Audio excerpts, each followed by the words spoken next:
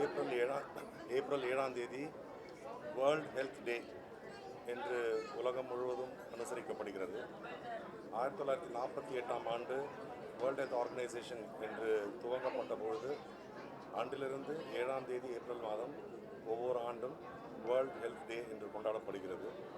அந்த விதத்தில் 2025 இந்த ஆண்டிற்கான அந்த தீம் அப்படின்றது வந்து healthy life and hopeful future என்ற ஒரு தலைப்பில் ஒரு ஹெல்தி லைஃப் என்றது பிறக்கும்பொழுது குழந்தைகள் சுகமாக பிறந்தால், ஆரோக்கியமாக பிறந்தால் எதிர்காலம் பசுமையாக இருக்கும் என்ற ஒரு நம்பிக்கையில் இதை உலகம் முழுவதும் அதை ஒரு தீமாக கொண்டு சென்று கொண்டிருக்கிறார்கள்.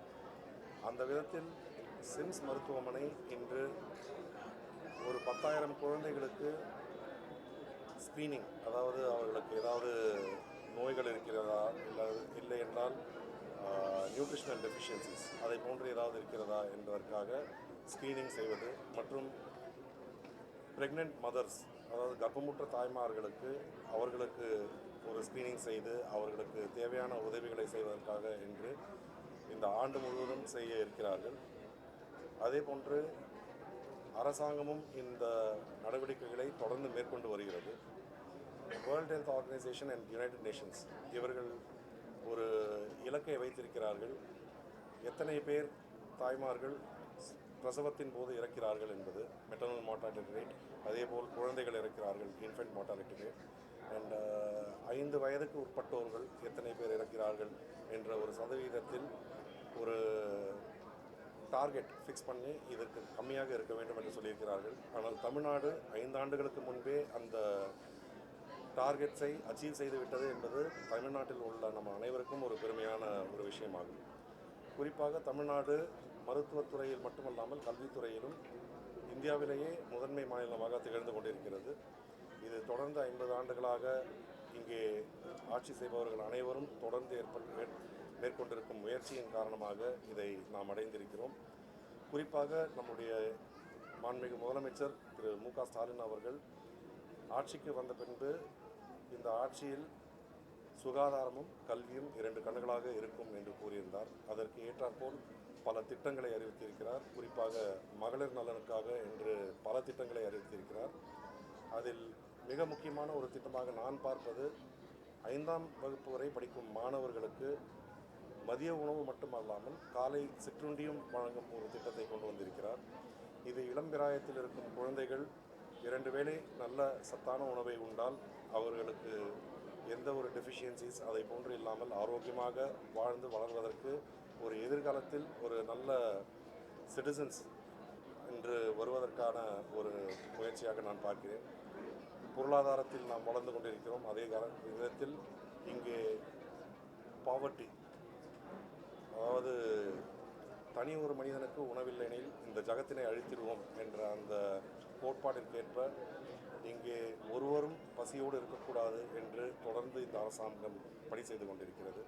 அதற்காக பொருளாதாரத்தில் பின்தங்கி இருப்பவர்களுக்கு மாதம் 1000 ரூபாய், குறிப்பாக மகளிருக்கு என்று ஒரு ஊக்கத்தை கொடுத்து கொண்டிருக்கிறார்கள். இது போன்ற பல திட்டங்களை செய்து கொண்டிருக்கிறார்கள்.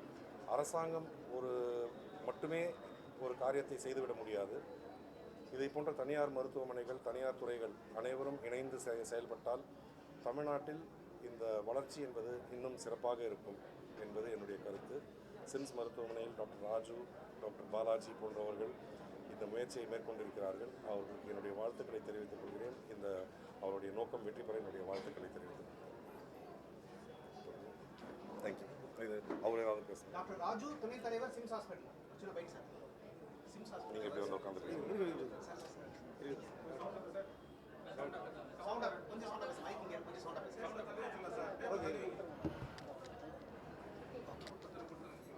நான் டாக்டர் ராஜு சிவசாமி, சிம்ஸ் மருத்துவமனையின் துணைத் தலைவர்.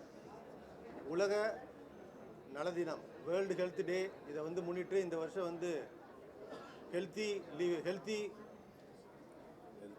Healthy life and future hopeful future. அதாவது உனக்கு நலமான எதிர்காலத்துக்கு உருவாக்கணும்னா நம்ம கருவில் இருக்க குழந்தைய காப்பாற்றணும், அம்மாவை காப்பாற்றணும். அதுக்கப்புறம் அந்த குழந்தையோட வளர்ச்சி, இது நாளையும் கருத்தில் எடுத்துகிட்டு ஆன்டினேட்டல் ஸ்க்ரீனிங், நியூபார்ன் ஸ்க்ரீனிங், அதுக்கப்புறம் ஸ்கூலுக்கு போகிற குழந்தைங்க, ப்ரீ ஸ்கூலுக்கு போகிற குழந்தைங்க, ஸ்கூலுக்கு போகிற குழந்தைங்க, இவங்க எல்லாருக்கும் வந்து growth பிளானிங் growth சார்ட் பண்ண போகிறோம். அதுக்கப்புறம் டென்டல் ஸ்க்ரீனிங் பண்ணுறோம்.